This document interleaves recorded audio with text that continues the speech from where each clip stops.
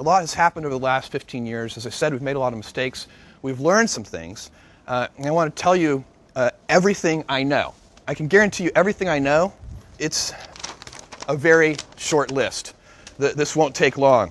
And it's complete, too. All right, well, the first thing I know is that you need to obsess over customers. I can tell you that we have been doing this from the very beginning, and it's the only reason that Amazon.com exists today in any form. We've always put customers first. When given the choice of obsessing over competitors or obsessing over customers, we always obsess over customers. And again, that is the key thing that I know, and it covers a lot of other mistakes. If you're truly obsessed over customers, it'll cover a lot of errors. The second thing I know is invent. It's really important to invent. Anytime we have a problem, we never accept either or thinking. We try to figure out a solution that gets both things. And that often requires invention, but you can invent your way out of any box if you believe that you can.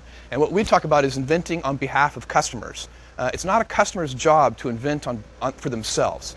You need to listen to customers. It's critical. If you don't listen to customers, you will go astray. But they won't tell you everything, and so you need to invent on their behalf. And that focus on invention has served us well. And then think long term. This is really critical. Any company that wants to focus on customers and put customers first, any company that wants to invent on behalf of customers has to be willing to think long term. And it's actually much rarer than you might think. I find that most of the initiatives we undertake may take 5 to 7 years before they pay any dividends for the company. They may start paying dividends for customers right away. They often take a long time to pan out for shareholders in the company. So that ability to think in sort of 5 years and 7 year time frames really is very, very useful for us, and it's definitely one of the things that I know. If you think long term, many of the inventions that we undertake, maybe if they're disruptive in any way, they may not be understood in the early innings, and it's always been very important for us to think long term so that we can tolerate being misunderstood. We've been called Amazon.toast, Amazon.con, many different things. And if we think we're right, then we continue. If we think we're wrong, if we're criticized about something we think we're wrong, we change it. We fix it.